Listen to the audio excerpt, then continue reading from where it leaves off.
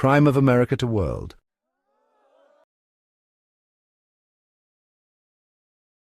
Mohammad Mossadegh, a popular and democratically elected prime minister, nationalized the British-owned Anglo-Iranian oil company, threatening Western economic interests. The United States and Britain orchestrated Operation Ajax, using the CIA to bribe officials, incite protests, and stage a coup. Mossadegh was arrested, and the Shah of Iran, Mohammad Reza Pahlavi, was reinstated, ruling as an authoritarian leader. This led to resentment against the United States, culminating in the 1979 Iranian Revolution.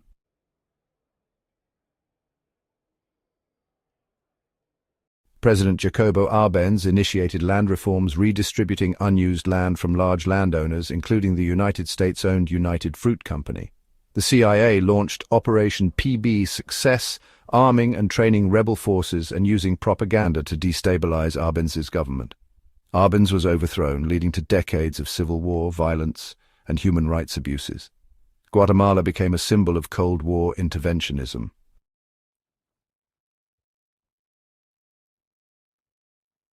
After Fidel Castro's rise to power in Cuba and alignment with the Soviet Union, the United States sought to remove him.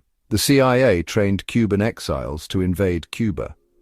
The poorly executed invasion failed within days due to lack of support and Cuban counterattacks. The failure humiliated the United States, strengthened Castro's rule, and deepened United States-Soviet tensions, leading to the Cuban Missile Crisis.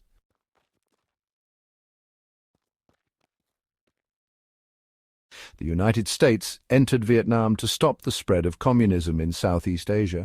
Widespread bombing campaigns targeted Vietnam, Cambodia, and Laos. In Cambodia, the secret bombings destabilized the country, contributing to the rise of the Khmer Rouge. Millions of civilians died, and the war ended with the United States' withdrawal in 1975. Southeast Asia suffered long-term devastation, including unexploded ordnance and environmental damage.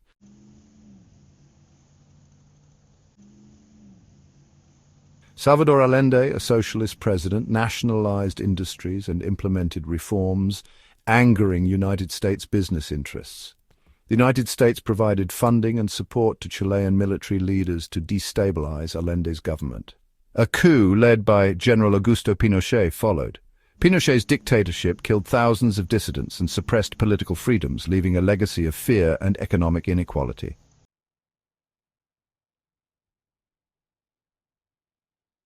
A Marxist coup in Grenada led to concerns about Soviet influence in the Caribbean.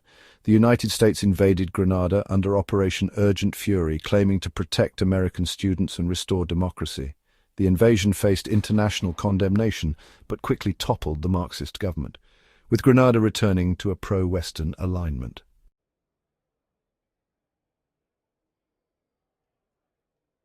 The Reagan administration sought to fund Nicaraguan Contras, fighting the socialist Sandinista government, despite congressional prohibitions. The United States secretly sold arms to Iran, a nation under an arms embargo, and funneled the proceeds to the Contras.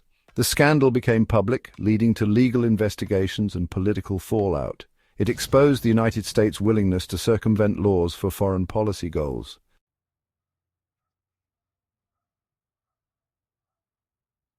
The United States viewed Iran as a greater threat after the 1979 Islamic Revolution and backed Iraq during the conflict.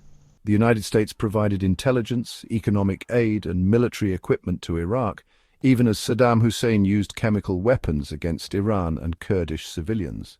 The war devastated both countries. Later, Saddam became a United States adversary, leading to the Gulf War in 1991 and the Iraq War in 2003.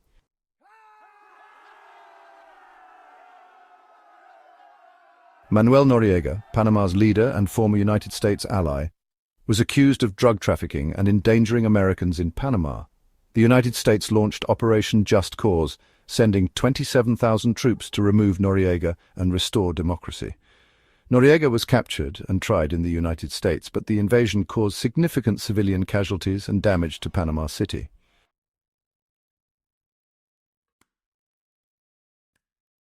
The Bush administration claimed Saddam Hussein possessed weapons of mass destruction, or WMDs, and posed a global threat. The United States invaded Iraq, quickly toppling Saddam's regime.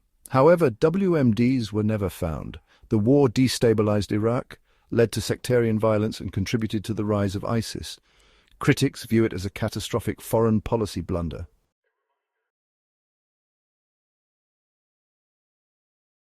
Saudi Arabia launched a war against Houthi rebels in Yemen with United States support.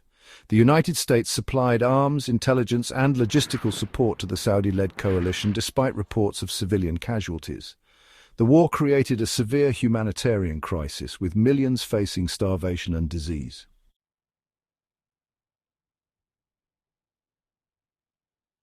During Libya's Arab Spring uprising, NATO, led by the United States, intervened to protect civilians from Muammar Gaddafi's forces. Airstrikes helped rebels overthrow Gaddafi, but the lack of post-war planning left Libya in chaos. Libya descended into civil war, becoming a hub for terrorism and human trafficking.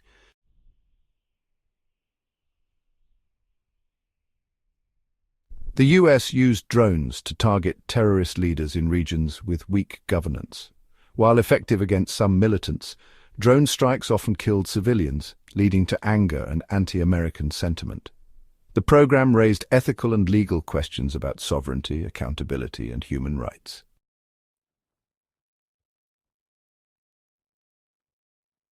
The US imposed sanctions to pressure President Nicolas Maduro to step down, citing corruption and human rights abuses.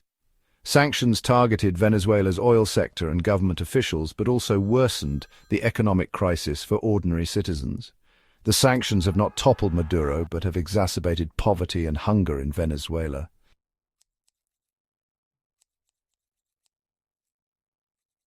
Examples include Saudi Arabia, where the US continues to support the monarchy despite human rights concerns. In Egypt, US aid supports a government accused of repression under President Abdel Fattah el-Sisi.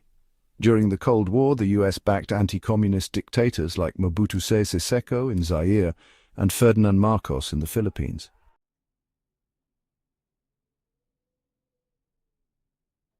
The Platt Amendment of 1901 marked a significant turning point for Cuba. After the Spanish-American War, the United States gained control over Cuba and, well, forced it to accept the Platt Amendment. This amendment allowed the US to intervene in Cuban affairs and maintain a naval base at Guantanamo Bay. Essentially, it limited Cuban sovereignty and laid the groundwork for decades of US involvement in its internal politics. Moving forward to the period between 1933 and 1959, the United States supported Fulgencio Batista, who ruled as a dictator. Batista allowed American businesses to dominate Cuba's economy while, unfortunately, repressing dissent. This environment of widespread poverty and inequality eventually fueled the Cuban Revolution, led by Fidel Castro. Then, in 1960, the United States imposed an economic embargo on Cuba, restricting trade and economic development. While the embargo was aimed at isolating the communist government, it has over the years hurt ordinary Cubans and has been widely criticized as both ineffective and punitive.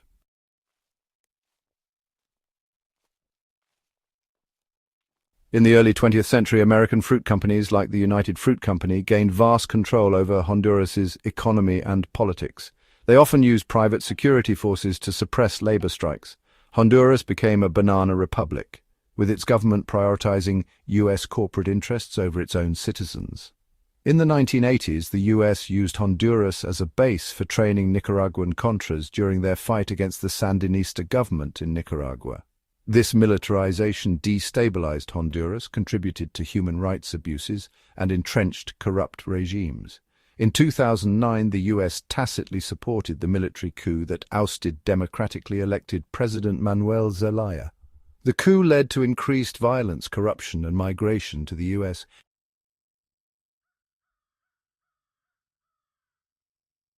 In 1893, American businessmen, with support from the US government, overthrew Queen Liliuokalani to annex Hawaii. The annexation was motivated by economic interests like sugar plantations and strategic military positioning, erasing Hawaiian sovereignty and culture. After annexation, Hawaii became a major military outpost. including Pearl Harbor, indigenous Hawaiians faced displacement, cultural erasure, and environmental damage from U.S. military activities.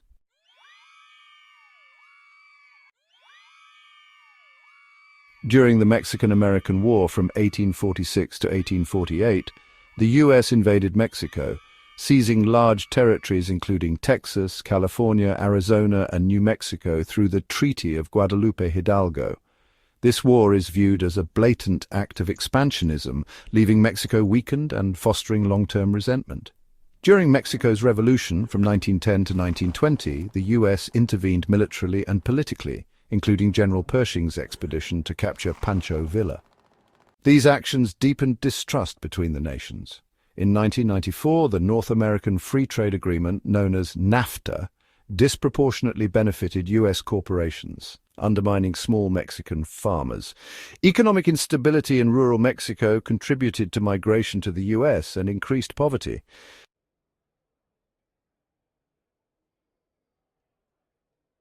During the Cold War, the U.S. supported various dictators to counter Soviet influence.